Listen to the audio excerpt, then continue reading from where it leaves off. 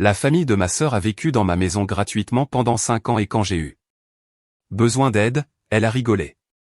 Après mon séjour à l'hôpital, je suis rentré chez moi et je les ai trouvés en train de rénover, en disant que la maison était à eux. J'ai juste souri et passé un coup de fil. Un appel qui les a laissés sans voix. Je m'appelle Chloé, j'ai 38 ans, et jusqu'à l'année dernière, je croyais savoir ce que signifiait vraiment la famille. Comme agente immobilière à succès, j'ai toujours pensé qu'il fallait aider les gens qu'on aime. C'est pour ça que j'ai laissé ma sœur Jessica, son mari Kevin et leurs 2 enfants vivre dans ma deuxième maison totalement gratuitement pendant 5 ans. Mais quand on m'a diagnostiqué un cancer du sein et que j'ai finalement demandé un peu d'aide pour les factures médicales, elle a rigolé en pleine figure. Ce qui est arrivé ensuite a changé tout ce que je croyais sur la famille, la loyauté et l'importance de me défendre moi-même. Depuis où est-ce que tu nous regardes aujourd'hui? Dis-le en commentaire. Clique sur le bouton j'aime et abonne-toi si tu veux savoir comment j'ai transformé cette trahison en la leçon la plus satisfaisante que ma sœur ait jamais reçue. En grandissant, j'ai toujours eu l'impression de vivre dans l'ombre de Jessica.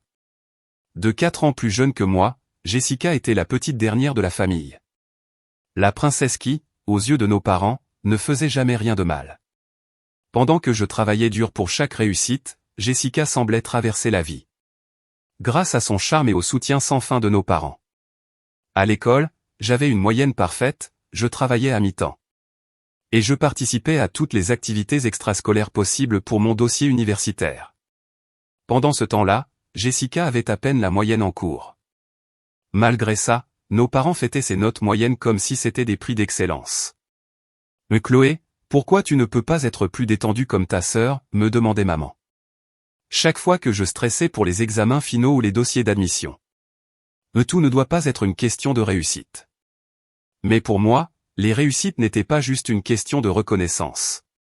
C'était une question d'indépendance. Je voulais construire une vie où je ne dépendais de personne. Quand j'ai reçu ma lettre d'acceptation à l'université d'État avec une bourse partielle, mes parents m'ont félicité timidement avant de changer vite de sujet. Vers le dernier drame de Jessica avec son copain du lycée. J'ai compris très tôt que mes réussites n'auraient jamais autant d'attention que les petits problèmes de Jessica. J'ai travaillé à 2 jobs pendant toute l'université. Et j'ai eu mon diplôme en commerce avec peu de dettes étudiantes. Après 1 an à économiser chaque centime en vivant avec 3 colocataires dans un minuscule appart, j'ai obtenu un poste dans une agence immobilière prestigieuse. Le système de commission était dur pour les débutants. Mais je me suis donné à fond en étudiant les tendances du marché, en construisant un réseau de clients, et en bossant 16 heures par jour si nécessaire. À 30 ans, j'avais assez économisé pour l'apport de ma première maison. Une maison modeste de 3 chambres dans un bon quartier.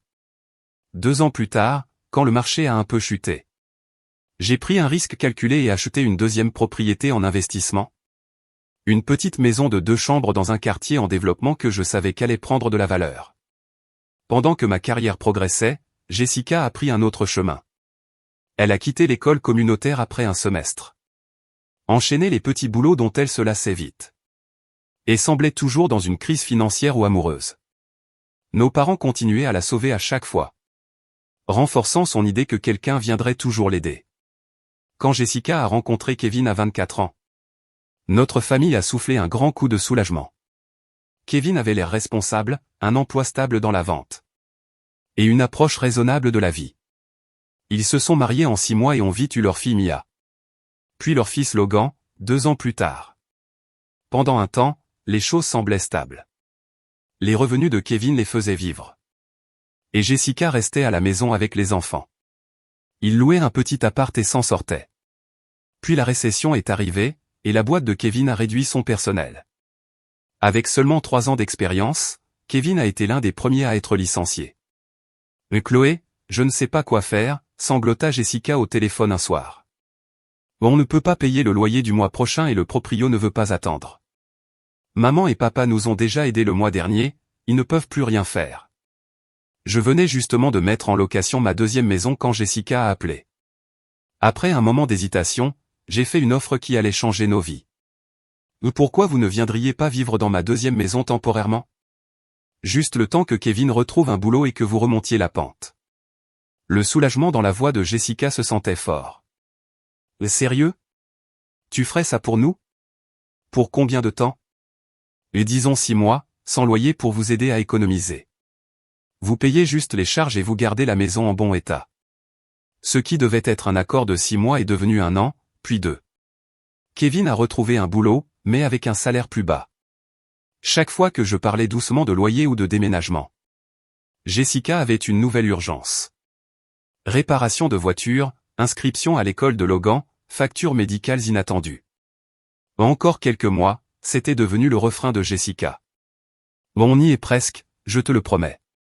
Contre mon bon sens, j'ai continué à les laisser rester. Ma conseillère financière, Nicole, m'a averti plusieurs fois. Mais Chloé, tu perds un revenu locatif potentiel de $2000 par mois. Ça fait plus de $24 000 par an que tu offres gratuitement. M'a-t-elle dit pendant notre bilan annuel. Je sais, mais c'est la famille, ai-je répondu. Une excuse qui sonnait de plus en plus creux chaque fois que je la disais. En même temps, j'ai commencé à remarquer des choses inquiétantes. Même s'il disait être dans le besoin, Jessica postait souvent sur les réseaux. À propos de vêtements neufs, restos, et week-ends escapades. Quand je visitais la maison, je voyais souvent de nouveaux appareils et meubles. D'où vient l'argent pour une télé 70 pouces, ai-je demandé un jour. Une promo du Black Friday, m'a répondu Jessica avec mépris. Mais Kevin l'a mise sur la carte de crédit. On mérite aussi des choses jolies, Chloé. La vie ce n'est pas juste économiser comme toi. Ça m'a blessé, surtout que c'est ma gestion sérieuse de l'argent qui leur permettait d'avoir un toit. Mais j'ai gardé le silence pour éviter un drame familial. Ma vie amoureuse aussi en a souffert pendant ces années. Les hommes s'éloignaient souvent quand ils voyaient à quel point j'étais impliqué dans les problèmes de ma sœur. Quand j'ai rencontré David à un gala de charité, 3 ans après que Jessica s'est installée chez moi, il était différent. Un infirmier pédiatrique qui comprenait bien les familles grâce à son travail. Il n'a pas hésité à poser des questions franches.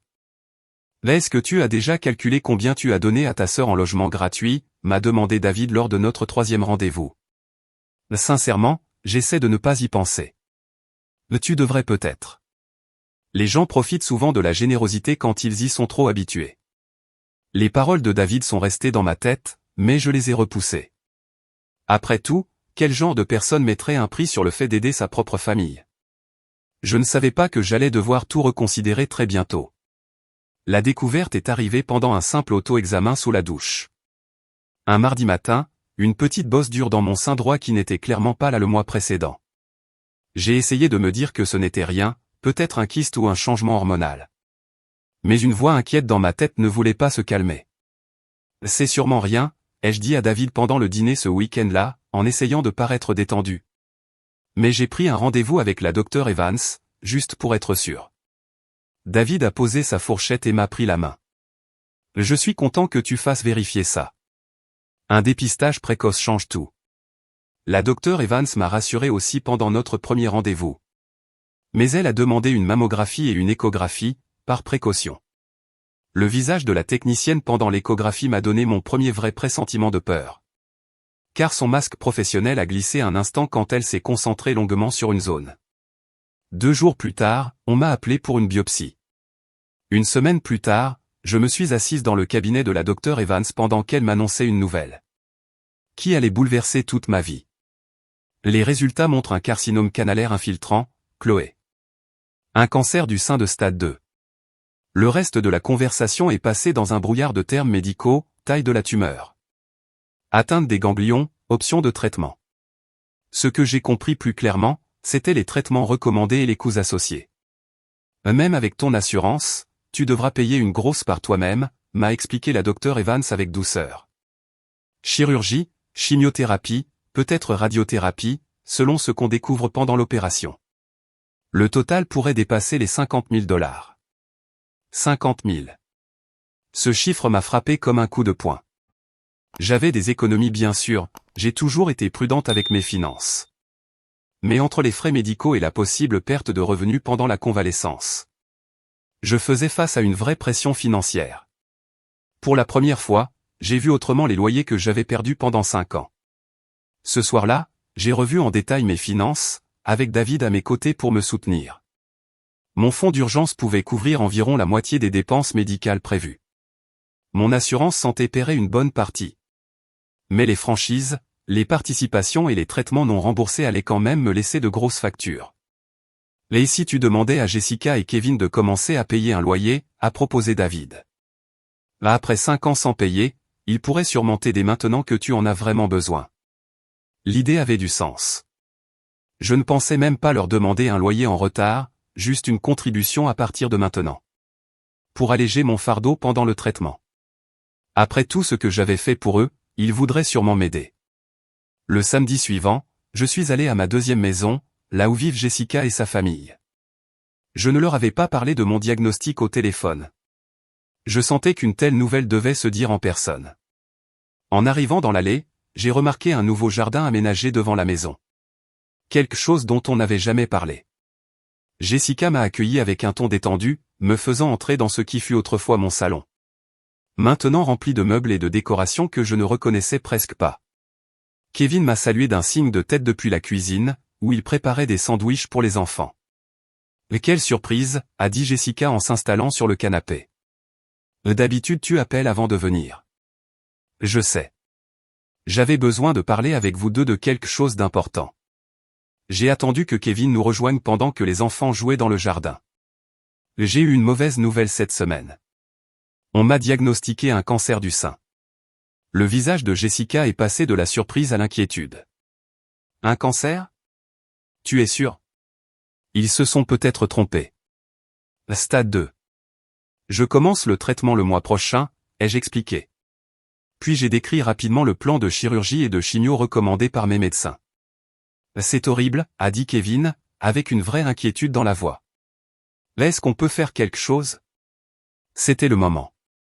En fait, oui. Comme vous pouvez l'imaginer, les factures médicales seront énormes, même avec l'assurance.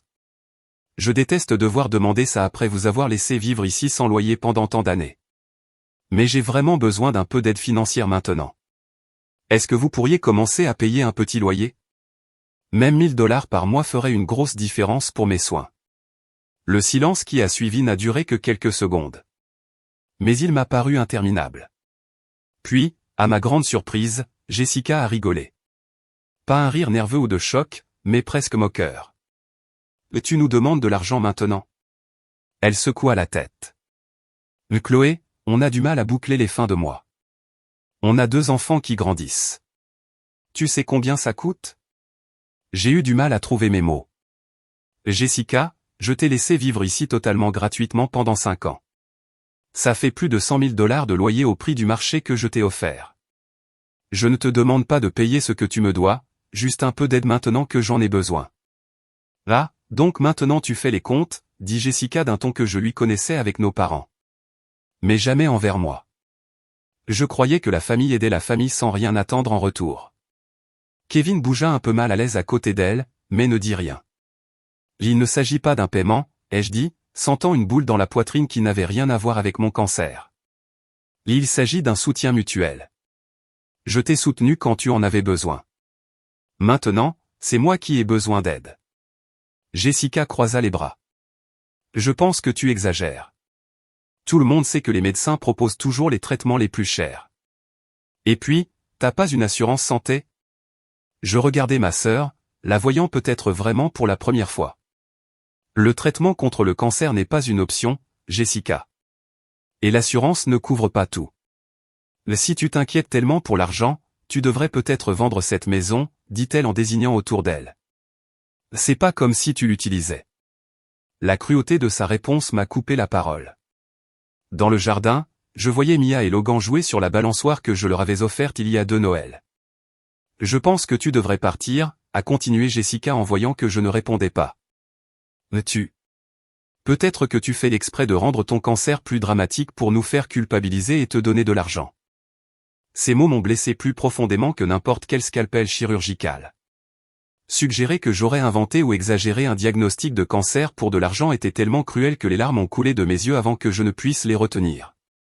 Kevin avait une expression d'horreur, il a voulu parler, mais Jessica l'a interrompu. Non, Kevin. Chloé a toujours été dramatique. Tu te souviens du scandale qu'elle a fait pour sa promotion l'année dernière? Avec elle, c'est toujours la fin du monde. Je me suis levé, les jambes tremblantes. Il faut que je parte. C'est sûrement mieux, a dit Jessica en hochant la tête, attrapant déjà la télécommande comme si la conversation était finie. En marchant vers la porte, Kevin m'a suivi. Chloé, je suis désolé, a-t-il murmuré en regardant derrière lui pour vérifier que Jessica ne pouvait pas entendre. Elle ne voulait pas dire ça. C'est juste qu'on est sous beaucoup de pression en ce moment. Je l'ai regardé, me demandant quelle pression pouvait justifier une telle réponse à un diagnostic de cancer. Au revoir, Kevin. En conduisant vers chez moi, avec les larmes brouillant ma vue, j'ai enfin affronté la vérité que j'évitais depuis des années.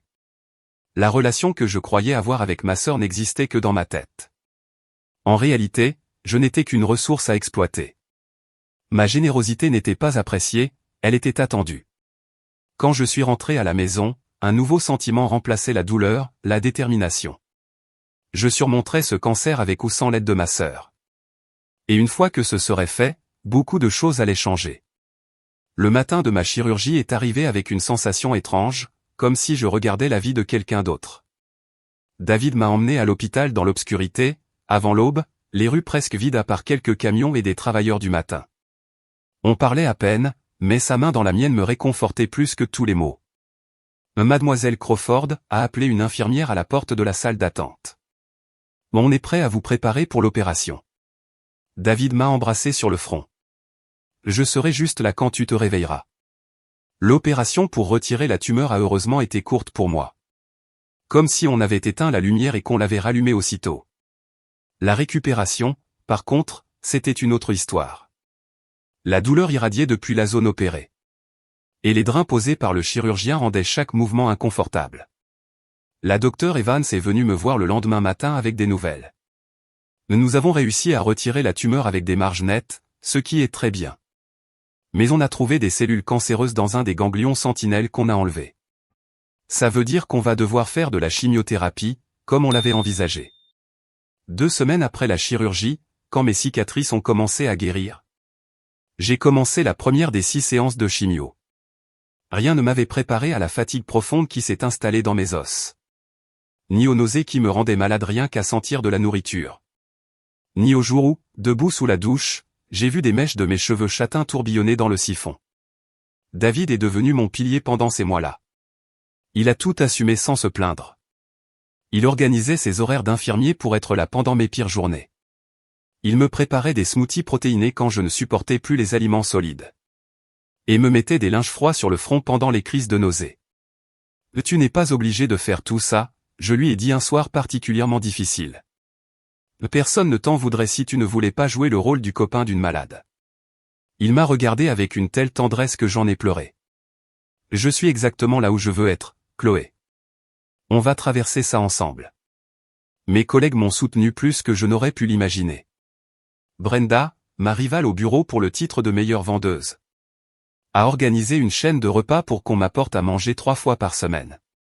Walter, notre directeur d'agence, a réorganisé les dossiers clients pour que mes clients habituels restent à l'agence. Et m'a assuré que mes commissions seraient conservées. Et pourtant, toujours aucune nouvelle de Jessica. Pas un appel pour prendre de mes nouvelles. Pas un message pour me souhaiter bonne chance pour la chirurgie. Même pas une carte de rétablissement. Mes parents, qui vivaient en Arizona, m'appelaient tous les jours. Et voulaient venir, mais je leur ai assuré que David et mes amis géraient bien. Je ne leur ai pas raconté la réaction de Jessica à mon diagnostic. Je ne voulais pas les embêter avec nos tensions familiales pendant ma maladie. Mais l'impact financier devenait de plus en plus dur à mesure que le traitement avançait. Même avec une bonne assurance, les factures s'accumulaient vite. 5 000 $ pour l'hôpital non pris en charge entièrement. 1 200 $ pour l'anesthésie. Et en moyenne 600 $ par mois pour les médicaments qui soulageaient les effets secondaires. Les scanners de contrôle et les prises de sang ont ajouté encore des milliers. Au bout de 3 mois de traitement, j'ai pris la décision difficile de vendre ma voiture. J'ai échangé mon SUV confortable contre un vieux modèle basique pour obtenir du cash. Et même ça ne suffisait pas. J'ai commencé à vendre les investissements que j'économisais pour ma retraite. Nicole, ma conseillère financière, ne pouvait pas cacher son inquiétude lors de notre rendez-vous. Chloé, les pénalités pour retirer maintenant sont lourdes.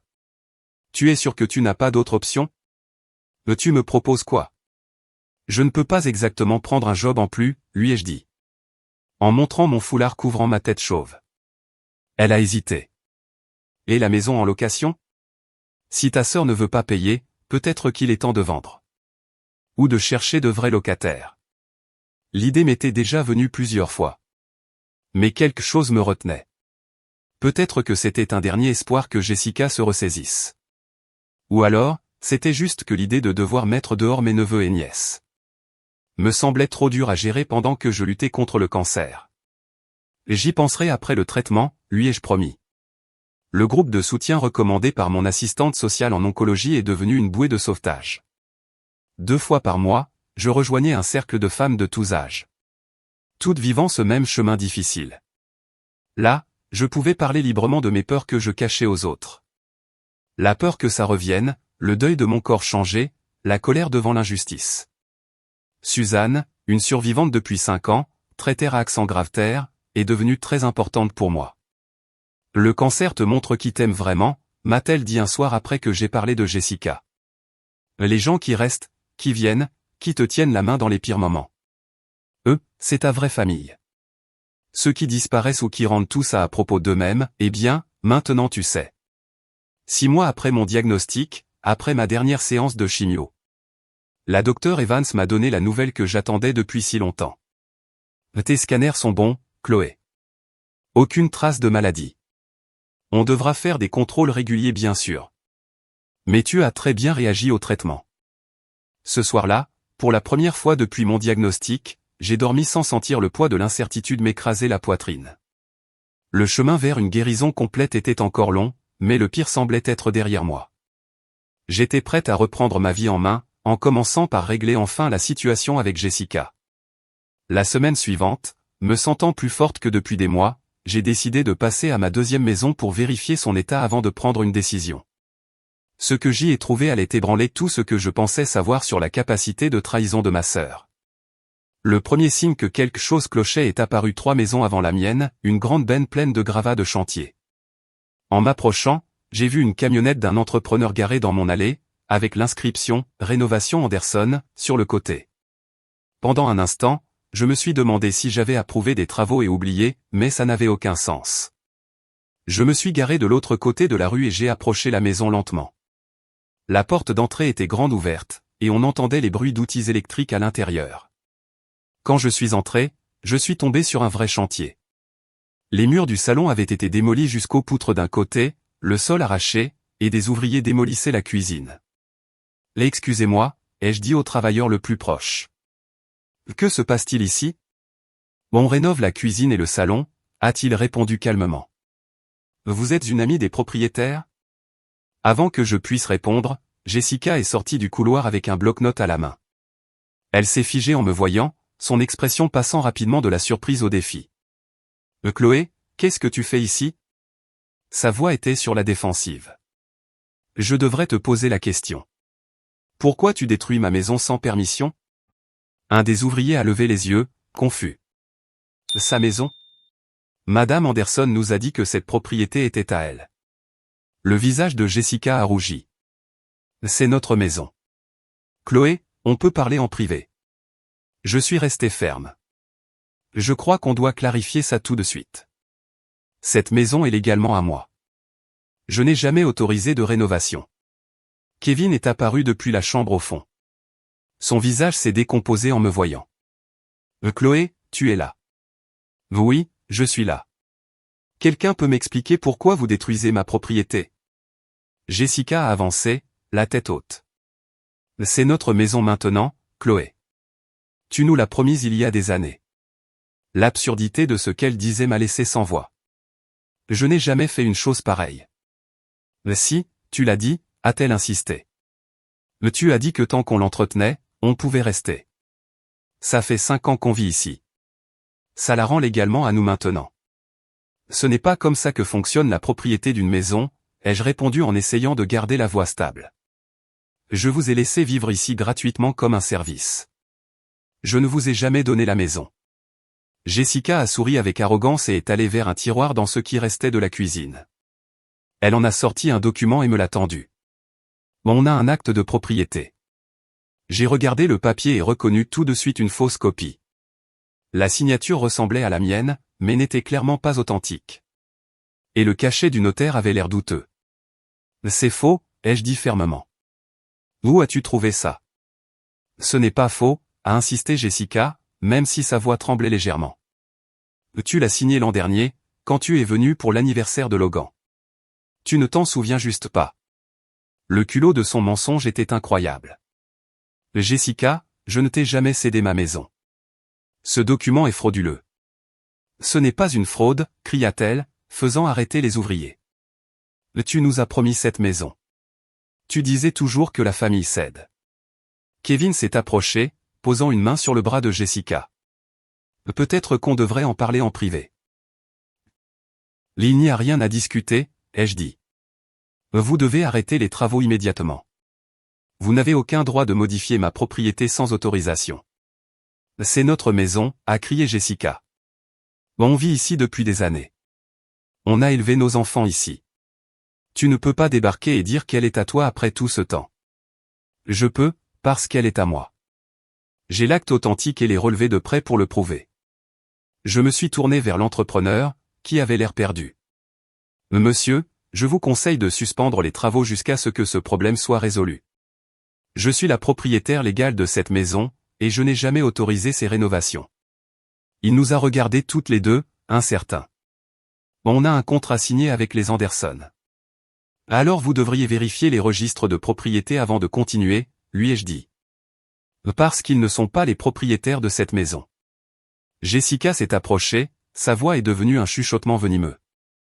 Tu ferais ça à ta propre famille, après tout ce qu'on a fait pour ta maison? C'est notre maison maintenant, Chloé. Il faut que tu partes. Pendant un moment, j'ai juste regardé ma sœur. Cette personne que j'avais soutenue et protégée toute ma vie.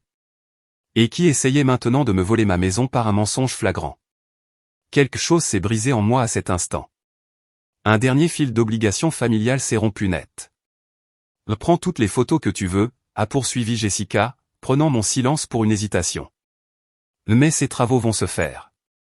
On rend cette maison vraiment à nous, comme elle aurait dû l'être depuis longtemps.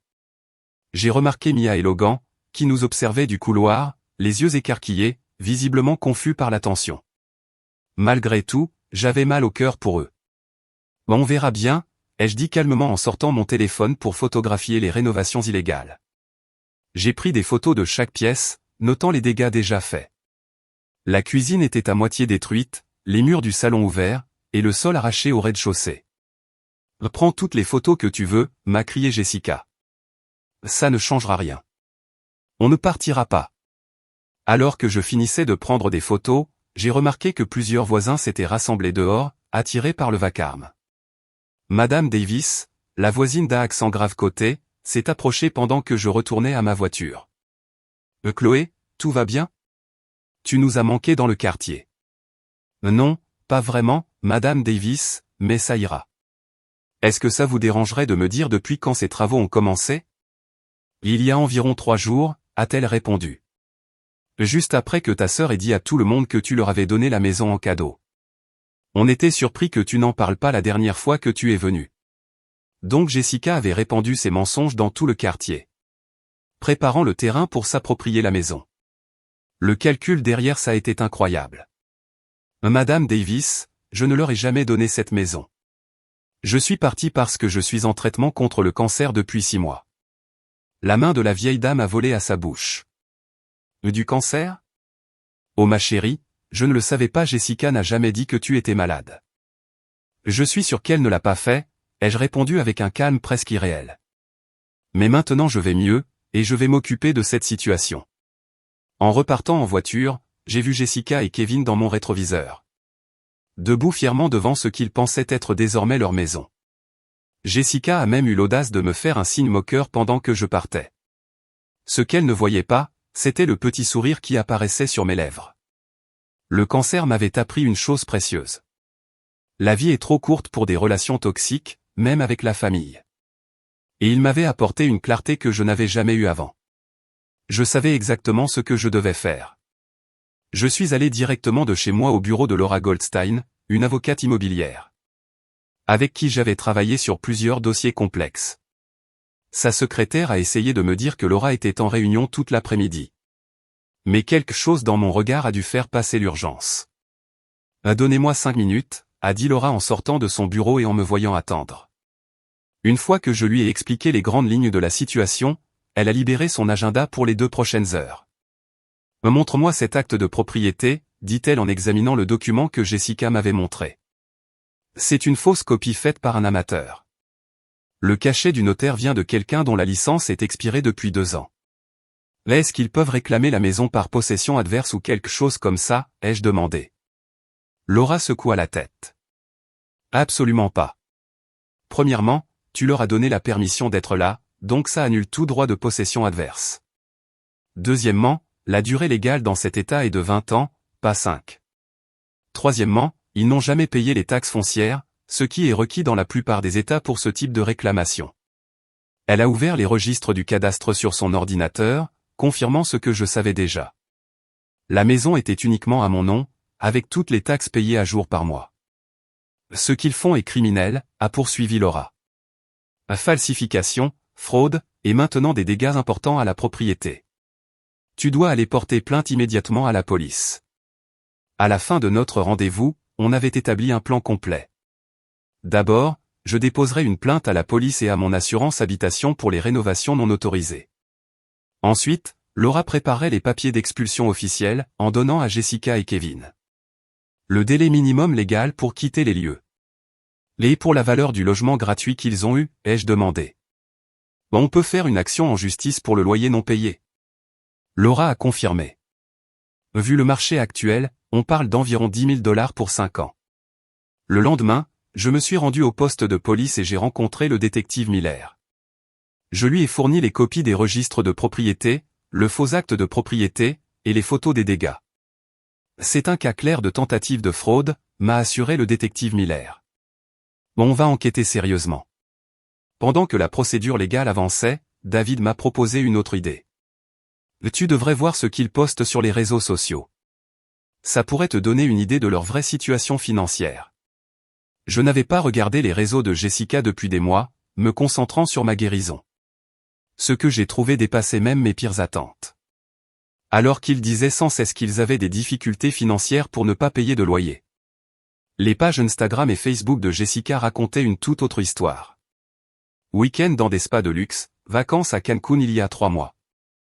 Meubles neufs et chers, vêtements de marque pour les enfants. En fouillant un peu plus, j'ai trouvé quelque chose d'encore plus choquant. Dans un post vieux de 2 ans où elle félicitait Kevin, Jessica avait écrit « Tellement fière de mon mari pour sa promotion et son augmentation. Directeur des ventes avec voiture de fonction. On grimpe dans la vie. » Kevin avait reçu une grosse augmentation il y a 2 ans. Et pourtant il faisait toujours semblant d'avoir des problèmes d'argent pour ne pas déménager. Ils ont menti tout ce temps, ai-je dit à David ce soir-là. Ils pouvaient se payer un logement depuis des années. Ils m'ont juste utilisé. David avait l'air compréhensif, mais pas surpris. Qu'est-ce que tu vas faire maintenant? Exactement ce que Laura m'a conseillé, ai-je répondu. Mais je veux bien choisir le moment. Pendant la semaine suivante, j'ai rassemblé les preuves, captures d'écran de leur réseau montrant leur vraie situation.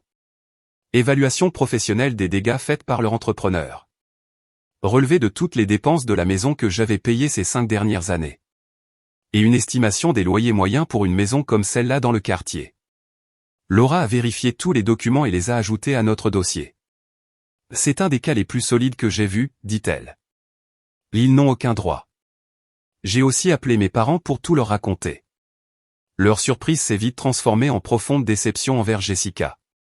On ne savait rien, a dit mon père, la voix remplie de regrets. Elle nous a dit que vous aviez un accord, elle entretenait la maison en échange du logement. Ils n'ont même pas fait ça, ai-je répondu. J'ai payé toutes les réparations et l'entretien. Avec tout en place, il restait un dernier appel à faire. J'ai contacté le détective Miller pour coordonner les choses. Puis j'ai appelé le shérif Thompson pour l'exécution du préavis d'expulsion. On peut remettre les papiers demain matin à 9 h, a confirmé le shérif. Voulez-vous être là? Absolument, ai-je dit. Je vous retrouve là-bas. Ce soir-là, David m'a serré dans ses bras pendant qu'on regardait le coucher du soleil depuis le patio. Tu es prête pour demain, m'a-t-il demandé. J'ai réfléchi à la question. Il y a 6 mois, une confrontation comme celle-ci m'aurait terrifié. Mais le cancer avait brûlé toute peur du conflit en moi. Il avait laissé place à une femme qui connaissait sa valeur. Je suis plus que prête, ai-je répondu. Il est temps qu'ils apprennent qu'abuser de la gentillesse a des conséquences. Alors que le soleil se couchait, peignant le ciel d'orange et de rose. J'ai ressenti une paix profonde. Demain serait difficile, mais nécessaire. Et après des années à me laisser marcher dessus, j'étais enfin prête à me défendre. Le matin s'est levé clair et lumineux, contrastant avec la tempête qui m'attendait. David m'a conduite à ma deuxième maison, où Laura m'attendait déjà dans sa voiture. Le shérif Thompson est arrivé pile à 9 heures, accompagné d'un adjoint. « Prête, mademoiselle Crawford ?» a-t-il demandé, professionnel mais gentil. « Oui », ai-je dit en me redressant. « Allons-y. » Alors que notre petit groupe approchait de la porte, j'ai vu plusieurs voisins nous observer depuis leurs cours et fenêtres. Tout le quartier semblait au courant qu'il se passait quelque chose. Kevin a ouvert la porte, passant de la confusion à l'alarme en voyant le shérif. « Que se passe-t-il, monsieur Kevin Anderson ?» demanda le shérif Thompson. « Je suis ici pour vous remettre à vous et à Jessica Anderson ces documents légaux. Pouvons-nous entrer ?» Jessica est apparue derrière Kevin, son visage se durcissant en me voyant. « Qu'est-ce que c'est, Chloé ? Encore du drame ? » Madame Anderson, je suis le shérif Thompson. Je suis ici pour vous remettre les papiers d'expulsion officiels et une assignation au civil. Vous avez 30 jours pour quitter cette propriété, qui appartient légalement à Chloé Crawford. Jessica arracha les papiers des mains du shérif. C'est ridicule. On vit ici. C'est notre maison. Les registres de propriété disent clairement le contraire, intervint Laura. Je suis Laura Goldstein, l'avocate de Madame Crawford. En plus de l'avis d'expulsion, vous êtes informé d'une plainte civile de $10 000. Pour loyers impayés, plus des dommages-intérêts pour les rénovations non autorisées en cours. Le visage de Jessica devint rouge de colère. Loyers impayés. Chloé nous avait dit qu'on pouvait vivre ici gratuitement dans un accord temporaire. Et que vous avez exploité pendant 5 ans en mentant sur votre situation financière, ai-je dit calmement. L'expression de Kevin était passée du choc à quelque chose de proche de la résignation. Jessica, on devrait peut-être en parler en privé. Il n'y a rien à discuter, cria Jessica. C'est notre maison. Dis-leur, Kevin. Parle-leur de l'acte de propriété. L'acte falsifié que vous avez fabriqué, demanda le shérif Thompson. Le détective Miller de la brigade des fraudes enquête sur cette affaire séparément. La falsification est un crime grave, Madame Anderson. Le visage de Jessica perdit toute couleur. Un crime ? C'est absurde. C'était juste un malentendu. Créer de faux documents de propriété n'est pas un malentendu, expliqua Laura. Pas plus que d'autoriser plus de $30 000 de rénovation dans une maison qui ne vous appartient pas. Kevin passa une main dans ses cheveux, visiblement de plus en plus mal. Jessica, je t'ai dit qu'on devait demander à Chloé avant de commencer les travaux. Jessica se tourna vers lui. De quel côté es-tu ? On vit ici depuis des années. Ça fait de cette maison la nôtre. Ce n'est pas comme ça que fonctionne la propriété, répondit Laura fermement. Mademoiselle Crawford vous a permis de vivre ici par générosité. Et vous avez répondu par des mensonges et des dégâts. Mia et Logan apparurent dans le couloir, attirés par les voix fortes. Mia, maintenant âgée de 12 ans, avait l'air confuse. Maman, que se passe-t-il ? Pourquoi la tante Chloé est là avec la police ? Malgré tout, mon cœur se serra pour la détresse des enfants. Mia, Logan, tout va bien se passer. Les adultes doivent juste régler quelque chose. Jessica serra les 2 enfants contre elle. Ta tante essaie de nous mettre à la rue. Après tout ce qu'on a fait pour elle. Ça suffit, Jessica, dit Kevin d'un ton soudain ferme. Ne mêle pas les enfants à ça. Il se tourna vers moi. Chloé, je suis désolé. Tout ça nous a échappé. Oui, c'est le cas, ai-je répondu. Pendant des années, j'ai soutenu ta famille par amour et par envie d'aider. Quand on m'a diagnostiqué un cancer et que j'ai demandé un peu d'aide en retour, Jessica m'a ri au nez. Et m'a accusé d'inventer ma maladie pour de l'argent. Kevin tourna brusquement la tête vers Jessica. Tu as dit que Chloé exagérait sa maladie pour attirer l'attention? C'est le cas, insista Jessica. Regarde là, elle a l'air d'aller bien maintenant. Je viens de terminer 6 mois de chimiothérapie, ai-je répondu calmement. J'ai perdu mes cheveux, j'ai vendu ma voiture, et vidé mes économies retraite pour payer les soins. Et pendant ce temps, vous viviez dans ma maison gratuitement en mentant sur vos finances. Un petit groupe de voisins s'était rassemblé sur le trottoir, assistant à la scène. Madame Davis s'avança. Jessica a dit à tout le monde que Chloé leur avait offert la maison. Elle a même fait une petite fête pour ça la semaine dernière. Les mensonges de Jessica s'écroulaient autour d'elle. Ses yeux bougeaient de tous côtés comme si elle cherchait une issue. Vous avez 30 jours pour quitter les lieux, répéta le shérif Thompson. Toute modification supplémentaire non autorisée entraînera des poursuites supplémentaires. 30 jours, cria Jessica. On est censé aller où en 30 jours? Peut-être dans un appartement que vous auriez pu vous payer il y a 2 ans. Quand Kevin a eu sa promotion et son augmentation, ai-je suggéré. Celle que tu as fêtée sur Facebook alors que tu me disais ne pas pouvoir me verser un seul dollar de loyer. Les épaules de Kevin s'affaissèrent. Elle a raison, Jessica. On aurait pu déménager depuis longtemps. On aurait dû déménager depuis longtemps. Donc tu es de son côté, demanda Jessica. Je reconnais juste la vérité, répondit Kevin. On a profité de la générosité de Chloé et maintenant on doit assumer. Comme si c'était un signe, une voiture entra dans l'allée. Mes parents en sortirent, le visage grave. Maman, papa? Qu'est-ce que vous faites ici? La voix de Jessica avait perdu son ton agressif, remplacé par l'incertitude. Chloé nous a appelés, répondit maman. Elle nous a tout raconté, y compris ta réaction face à son cancer. On est très déçus, Jessica. Papa ajouta. Ce n'est pas comme ça qu'on t'a élevé. On t'a appris à respecter la famille. La façade de Jessica s'effondra enfin. Elle a toujours été votre préférée. La parfaite Chloé avec sa carrière parfaite et sa vie parfaite. Et moi, alors? Et ma famille à moi. Et ce que toi tu veux, ai-je répété, incrédule. Je t'ai donné un toit gratuit pendant 5 ans. J'ai acheté des meubles pour tes enfants. J'ai payé les impôts, l'assurance, les grosses réparations. Et quand j'ai eu besoin d'aide dans la pire période de ma vie, tu n'as même pas pu me montrer une compassion de base. Le silence qui suivit était assourdissant. Même Jessica semblait réaliser qu'elle n'avait aucun argument. Monsieur et Madame Anderson, dit le shérif Thompson. Comprenez-vous les conditions de l'expulsion? Kevin acquiesça. Oui. 30 jours pour quitter les lieux. On a compris. Et la plainte civile sera traitée devant les tribunaux, ajouta Laura. Mademoiselle Crawford réclame les loyers impayés, les dommages liés aux rénovations illégales. Et les frais d'avocat. Jessica sembla se dégonfler devant nous. La réalité de la situation s'imposant enfin à elle. On ne peut pas payer cette somme.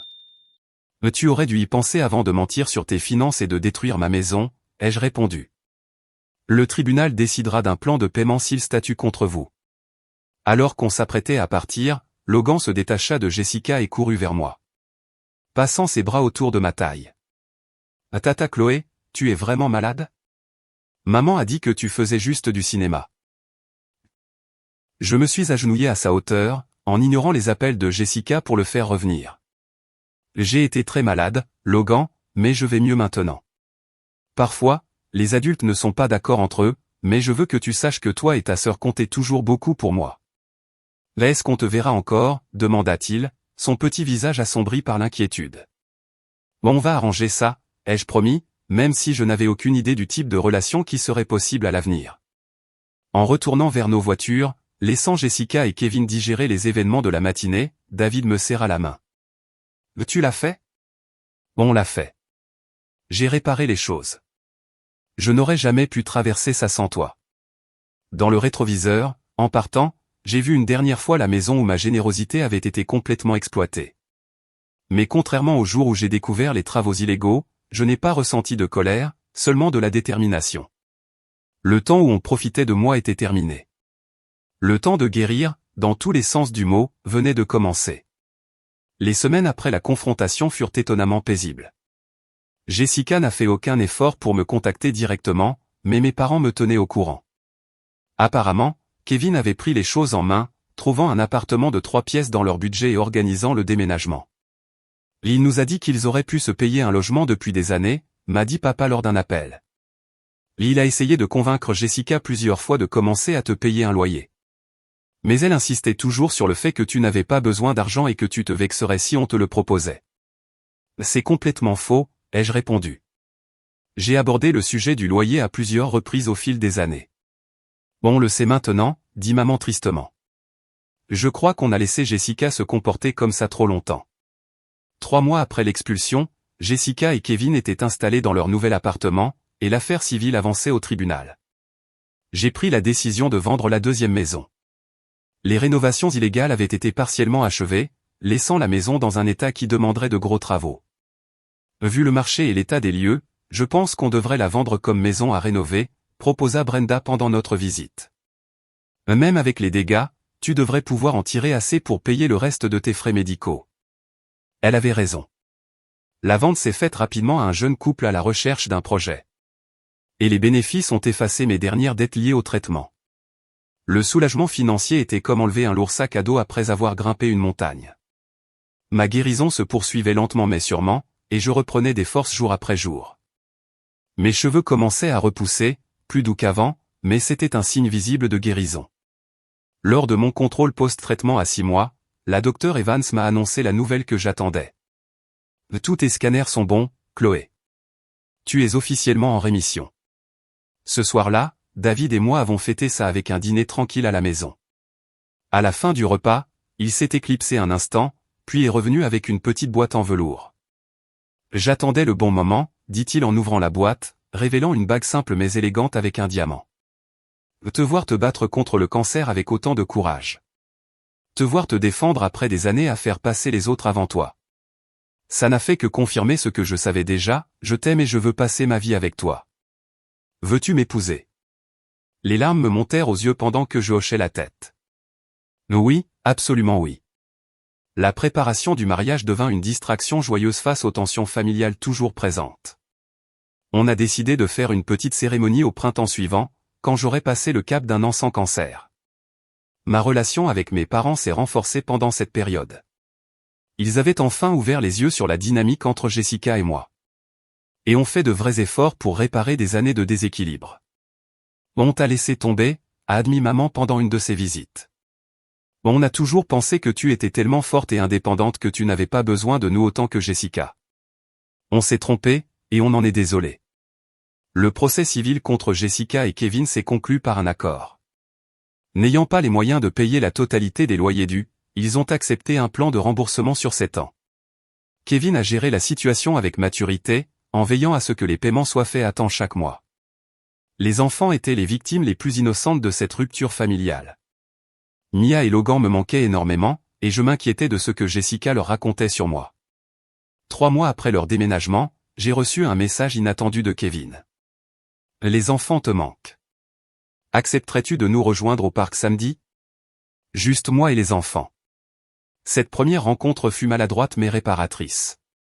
Logan courut vers moi avec une carte faite à la main pour fêter ma guérison. Mia resta d'abord en retrait, clairement troublée par les tensions familiales. Mais finit par se détendre quand je lui ai demandé avec intérêt de me parler de ses dessins récents. Maman dit qu'on ne peut pas parler de toi à la maison, me confia-t-elle en s'asseyant à côté de moi sur un banc du parc. Mais papa nous dit que tu as été très malade et que maintenant tu vas mieux. C'est vrai, ai-je confirmé. Et vous m'avez beaucoup manqué tous les deux. Ces rencontres au parc sont devenues une tradition mensuelle. Un endroit neutre où les enfants pouvaient rester en contact avec moi sans tension directe avec Jessica. Kevin profita de ces moments pour reconstruire peu à peu une relation respectueuse entre nous. Jessica est en thérapie, m'a-t-il confié lors d'une de ces rencontres. L'expulsion a été un électrochoc. Elle commence enfin à affronter certains vieux problèmes. Je suis contente de l'apprendre, ai-je répondu sincèrement, heureuse pour elle et sa famille. J'espère que ça l'aidera. Mon expérience avec le cancer m'avait changé de façon que je continuais de découvrir. La lucidité féroce qu'on acquiert face à la mort avait éliminé ma tolérance pour les relations qui me vidaient au lieu de me nourrir. Mais elle avait aussi approfondi ma capacité à pardonner. Non pas comme une autorisation à se faire exploiter, mais comme une libération du poids d'une colère qui ne faisait de mal qu'à moi. 6 mois après nos fiançailles, David proposa une idée qui résonnait profondément avec mes nouvelles priorités. Que penserais-tu de créer une fondation? Un soutien pour les patients atteints de cancer qui luttent pour payer leur logement pendant les soins. L'idée m'a tout de suite parlé. Avec une partie de ma commission obtenue par la vente de la seconde maison. Nous avons fondé, Refuge Sécurisé, une association qui offre une aide au logement temporaire. Pour les patients atteints de cancer ayant du mal à payer leur loyer ou leur prêt pendant leur traitement. Ça me fait du bien, ai-je dit à David pendant qu'on signait les derniers documents pour lancer l'association. Prendre quelque chose de douloureux et en faire quelque chose qui aide les autres. 1 an après le jour de la confrontation à la maison, j'ai reçu une lettre inattendue par la poste. L'écriture sur l'enveloppe était immédiatement reconnaissable, c'était celle de Jessica. Pendant plusieurs heures, je l'ai laissée fermée sur le comptoir, sans savoir si je voulais vraiment laisser entrer à nouveau les mots de Jessica dans ma vie. Finalement, avec David à mes côtés pour me soutenir, j'ai ouvert l'enveloppe avec précaution. Chloé. J'ai écrit et réécrit cette lettre tant de fois. Rien de ce que je pourrais dire n'effacera ce que j'ai fait. La thérapeute que je vois depuis 1 an m'a aidé à comprendre comment mes habitudes de toujours me sentir toujours en droit de tout, et mes jalousies envers toi ont façonné mes actions. Ce n'est pas une excuse, juste une explication que j'aurais voulu comprendre plus tôt. Ce que j'ai fait est impardonnable. Quand tu avais besoin de soutien pendant ton traitement du cancer, j'ai échoué en tant que sœur, et de la pire manière. Ensuite, j'ai tenté de te voler ta maison avec des mensonges et des documents frauduleux. J'en ai profondément honte, et je regrette sincèrement. Je n'attends ni pardon ni réconciliation. Je voulais seulement que tu saches que je reconnais tout le mal que j'ai causé, et que j'en prends l'entière responsabilité. Les paiements mensuels que Kevin fait sont un petit pas pour réparer tout cela. Même si je sais bien que la dette dépasse largement l'aspect financier. J'espère que ta santé continue de s'améliorer, et que tu trouves le bonheur. Tu le mérites, et bien plus encore. Jessica. J'ai lu la lettre 2 fois, les émotions m'envahissant par vagues. Ce n'était pas une demande de réconciliation ni une tentative de renouer le contact. Juste un aveu du mal fait. À sa manière, c'était peut-être la communication la plus honnête que Jessica ait jamais eue avec moi. Ça va, m'a demandé David quand j'ai enfin reposé la lettre. Je crois que oui, ai-je répondu, moi-même surprise par mon calme. Ça ne change pas le passé, mais ça m'aide à tourner la page. Je n'ai jamais répondu directement à la lettre de Jessica. Mais j'ai envoyé des cadeaux d'anniversaire et de Noël aux enfants, avec des cartes signées, avec amour, Tata Chloé. Certaines limites, une fois posées, devaient rester fermes. Mais d'autres pouvaient s'adoucir avec le temps et un vrai changement. 2 ans après mon diagnostic, debout dans la petite chapelle où David et moi allions nous marier le lendemain. Je repensais à tout le chemin parcouru. Le cancer avait failli me voler la vie. Mais il m'avait offert en échange quelque chose de précieux. Le courage de me valoriser autant que j'avais toujours valorisé les autres. Mes parents allaient me conduire à l'hôtel. Brenda serait ma demoiselle d'honneur, avec mes amis du groupe de soutien contre le cancer comme BridMed. Les enfants viendraient avec Kevin, mais sans Jessica. Certains ponts peuvent être reconstruits partiellement, d'autres sont brûlés à jamais et c'est très bien ainsi. La plus grande leçon que j'ai apprise, c'est que la famille ne se résume pas au sang ou à l'obligation. La vraie famille, ce sont ceux qui restent à tes côtés dans les tempêtes. Ceux qui fêtent tes joies et t'épaulent dans tes douleurs. Ceux qui t'aiment sans chercher à profiter de ta générosité. La vie m'a enseigné cela de la manière la plus dure. Mais en étant là, à imaginer mon avenir avec David. Je ne ressentais que de la gratitude pour le chemin difficile qui m'avait mené ici. En perdant ce que je croyais être ma famille. J'avais trouvé ce que signifie vraiment la famille. As-tu déjà dû poser des limites à des membres de ta famille qui profitaient de ta gentillesse? Raconte-moi ton histoire dans les commentaires ci-dessous. Si cette histoire t'a touché, clique sur le bouton j'aime et abonne-toi pour entendre d'autres récits de guérison après des trahisons familiales. Et si tu connais quelqu'un qui a besoin d'entendre qu'il est normal de se protéger, partage-lui cette vidéo. Merci d'avoir écouté mon histoire. Et rappelle-toi, parfois, le geste le plus aimant que tu puisses faire pour les autres et pour toi-même c'est d'établir des limites saines.